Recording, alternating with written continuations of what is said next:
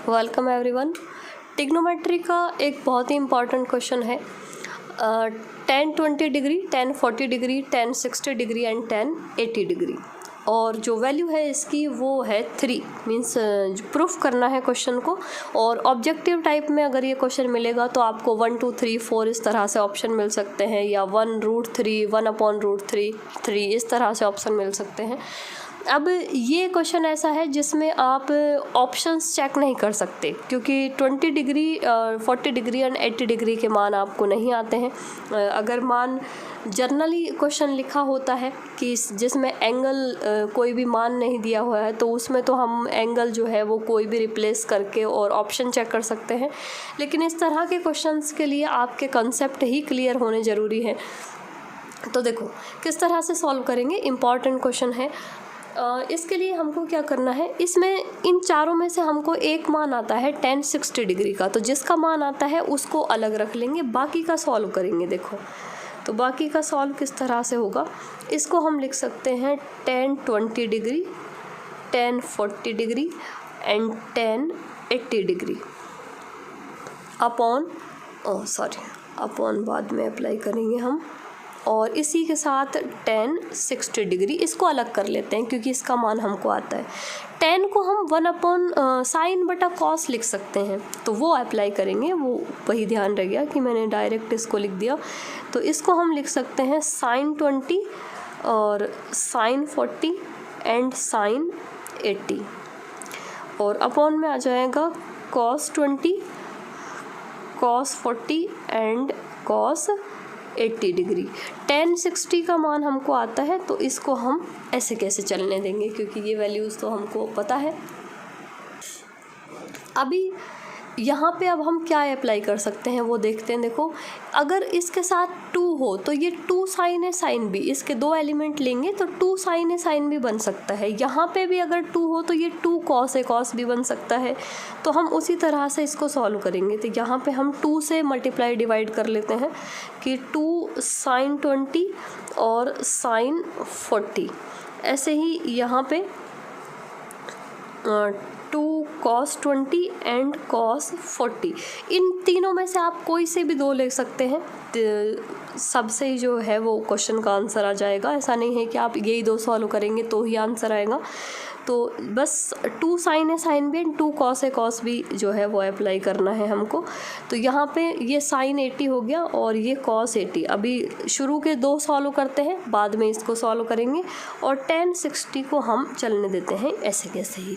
अब देखो ये 2 sin है sin भी बन गया। 2 sin है sin भी किसका फॉर्मूला होता है, 2 sin है sin भी होता है cos a minus b minus cos a plus b. हम जब भी सॉल्व करते हैं तो a बड़े एंगल को मान के चलते हैं।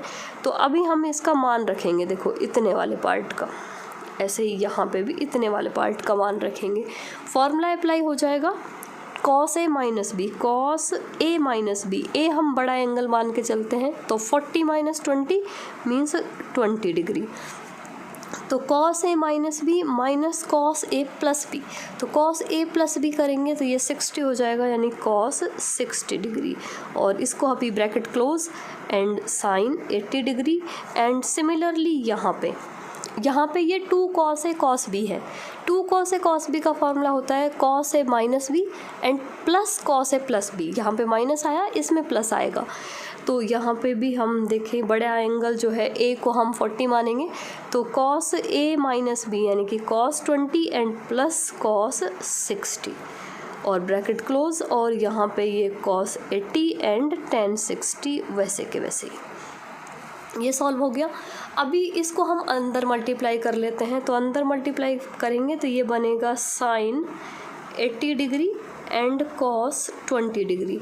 यहाँ पे अप्लाई करेंगे तो देखो ये cos 60 की वैल्यू होती है 1/2, तो वो आप डायरेक्ट भी रख सकते हैं कि cos 60 1/2 एंड sin 80 इससे मल्टीप्लाई हो गया। और सिमिलरली यहाँ पे भी करेंगे तो ये बन गया cos 20 cos 80 and plus 1/2 cos 80, और 10-60 हमारा शुरू से ऐसे ही चल रहा है। इसको एल्शियम ले लेंगे, 1/2 एल्शियम, यहाँ पे ये अपॉन में 2 आ रहा है, इसको एल्शियम ले लेते हैं। जब एल्शियम लेंगे तो ये बनेगा 2 sin 80 cos 20 माइनस साइन 80 और अपॉन में भी 2 cos 80 cos 20 और प्लस cos 80 एंड tan 60 वैसे के वैसे ही। ये वापस से फॉर्मूला बनेगा, देखो एक ये 2 sin a cos b, 2 sin a cos b होता है sin a प्लस b और plus sin a minus b, तो sin a plus b plus sin a minus b बनेगा ये, तो sin a प्लस b यानी sin 100 हो गया और plus sin a minus b, तो ये sin 60 हो गया और माइनस का sin 80 ऐसे कैसे रहेगा अपॉन ये 2 cos a cos b, जैसे पहले बना था हमारे पास जो क्वेश्चन है यहाँ पे 2 cos a cos b, तो वो वही अप्लाई होगा cos a minus b plus cos a plus b, तो cos a माइनस b, तो cos a माइनस b यानी कि 80 माइनस 20 cos 60 हो जाएगा और cos a माइनस b और plus cos a plus b, तो ये cos 100 हो गया और प्लस cos 80 एंड ये tan 60 हमारा लास्ट में वैल्यू अप्लाई करेंगे हम इसकी। sin 100 को लिख सकते हैं हम sin 180 minus 80 plus sin 60 minus sin 80 upon sine cos 60 की तो वैल्यू हमको आती है, तो इसको हम बिल्कुल चेंज नहीं करेंगे, जिनकी वैल्यू हमको पता नहीं है उनको चेंज करने की कोशिश करेंगे। तो ये cos, इसको भी हम लिख सकते हैं 180 माइनस 80 एंड ये cos 80 ऐसे कैसे, और यहाँ पे ये tan 60 sine 180 minus theta, sine 180 minus theta, sine 180 minus theta होता है साइन थीटा। सेकंड क्वाड्रेंट के अंदर साइन पॉजिटिव होता है, तो सेकंड क्वाड्रेंट के अंदर ये बन जाएगा साइन 80 और प्लस साइन 60 और माइनस का साइन 80 अपॉन यहाँ पे देखो ये cos 60 तो हम वैल्यू अप्लाई करेंगे बाद में, और cos 180 माइनस थीटा ये सेकंड क्वाड्रेंट के अंदर cos नेगेटिव होता है, इसलिए ये बन जाएगा माइनस का cos 80 और प्लस का cos 80 और ये tan 60। यहाँ पे अब आप देखोगे तो sine 80 and sine 80 plus minus में है, तो ये तो हो गया कैंसिल, यहाँ पे ये cos 80 कैंसिल हो गया, ये बचा साइन 60 अपॉन cos 60, तो साइन 60 अपॉन cos 60 tan 60 बन जाएगा और tan 60 एक बार और है यहाँ पे, तो tan 60 और tan 60 दोनों की ही वैल्यू होती है √3 इंटू √3 और वैल्यू आ गई 3 और यही इसका RHS पार्ट है। तो इम्पॉर्टेंट क्वेश्चन है